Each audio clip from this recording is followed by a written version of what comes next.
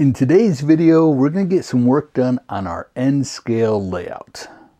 I have missed working on this layout, and now that I'm doing daily videos, I hope in the upcoming year to get a lot more accomplished on this layout. As you can see, this is a modern day layout. It has a much different feel than my HO scale layout. In today's video, we're going to do some work on these two structures right here. So before we paint these, I left the back off so that I could possibly light these, and the back, it's never going to show. So the windows, the back wall, I'll use for to kit bash another structure. So I'll just put a piece of plastic or cardboard on the back here before I put it on the layout. And I need to get in here to put the clear acetate in for the windows. So all I did was, using some plastic, I just cut some pieces and put them on there so that it has a sort of an edge that matches the rest of it. Same on this one. So after I get it all painted and weathered, we'll get acetate glued in for the windows, and then I'll just put it back on it. And like I said, I haven't decided yet if I'm going to light the end scale layout. I'm really thinking I'm going to light all of the buildings. All right, let's get these painted. So I just sprayed this one with this. And then I sprayed this one. I masked off the top and the bottom and just sprayed it with the reddish brown primer. Now I'm going to take burnt sienna, deep ochre. It's almost 50-50.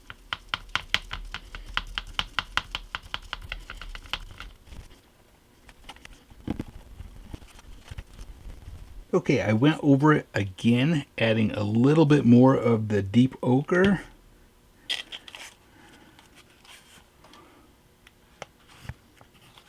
It can either represent brick if you want to add more of an orange color and go over it again, and then take maybe a bittersweet chocolate and go over it, adding different variety.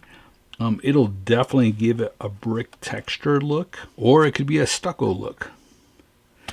I'm going to take bittersweet chocolate, water it down, and put a wash over this. So I took the bittersweet chocolate, put a little bit, just a drop, and then added a lot of water. Now I had some of the burnt sienna in my brush, so it's kind of a reddish brown, but you can see. And when I put the wash on, I made sure to leave it upright to make sure that it all runs down in the same direction. Okay, now we'll just set that aside and let it completely dry. Okay, now we better mix up a dark gray wash to put over this gray. It's looking a little too clean. Okay, I've got some gray on the bottom, a darker gray up on the rooftop. Now let's take some pastel chalks.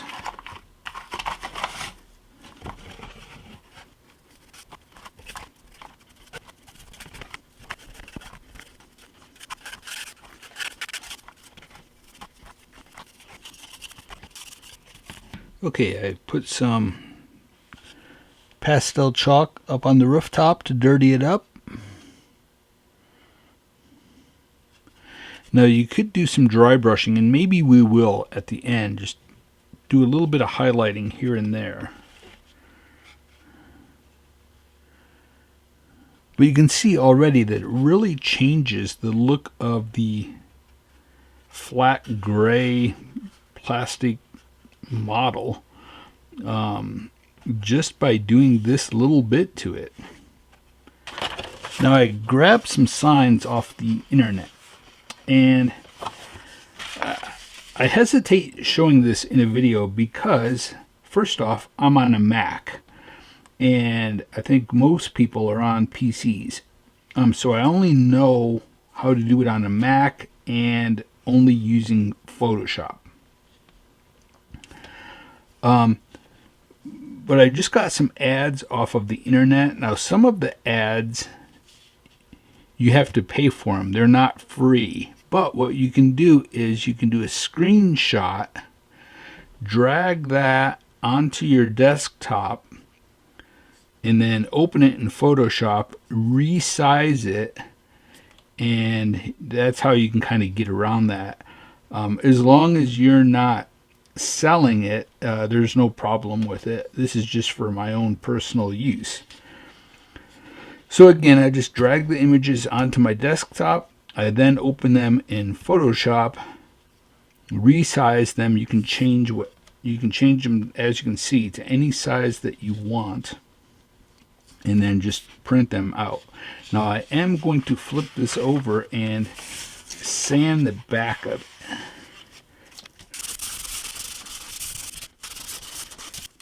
You want to put something smooth under it, because if you do it on here and there's all this rough, there's glue and paint, it'll create holes when you're sanding it.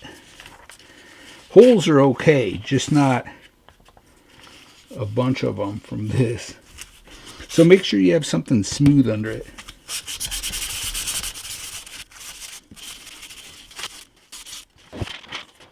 And you can see I am getting some holes in it where I'm sanding all the way through. Now, some people will want to cut the sign out first and then sand it. And that's way too hard. You'll bend it, you'll rip it. It's better to sand an entire sheet, then flip it over and cut the signs out. And best to use a brand new blade. If your blade is dull, it'll tear the paper. I think we're going to put this big Amtrak ad on the side of this. Now, after I get the signs glued on there, then we'll go back and cut the windows out. So I think I'm going to put that right there.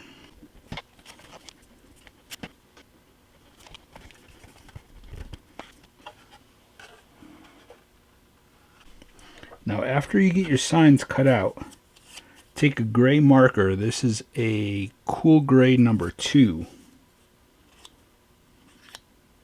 Real quick, just go over the edges. It gets rid of that look of paper. They're thin, so it's hard, but just do the best you can. You don't want it to look like, you don't want the white edge of the paper showing, that's all.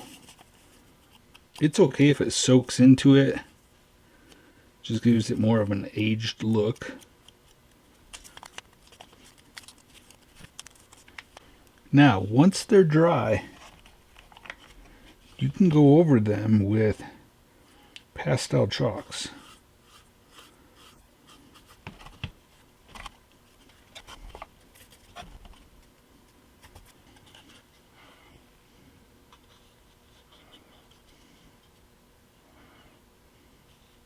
So the pastels really tone it down and make it more believable.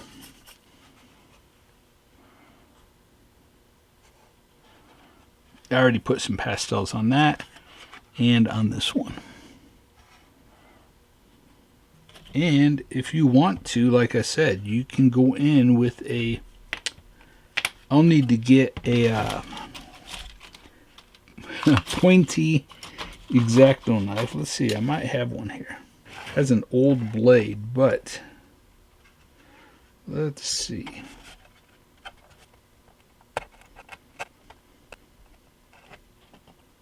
I need to see if I have a newer blade, but this will give you an idea. I just need a sharper blade to make it look better.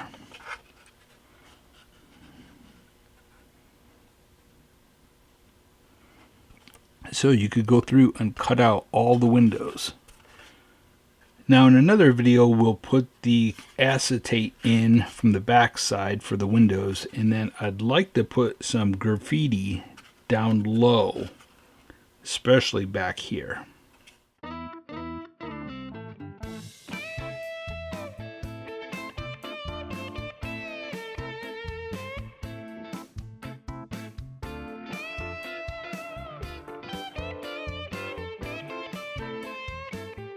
Alright, let's set these on the layout and see what they look like so far.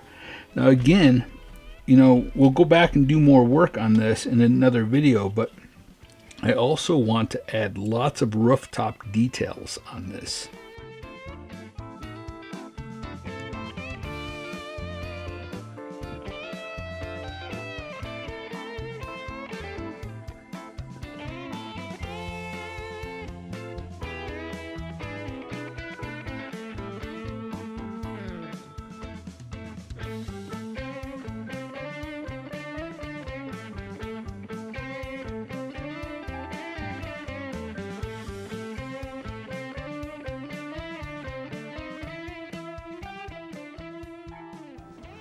Okay, this was a fun project. We'll definitely get some more rooftop details put on there. I want to get some large billboards put on top of this, possibly some billboards on the front.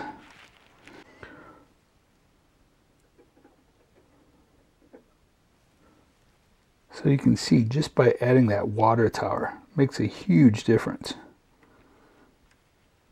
So we'll get lots of details glued on there.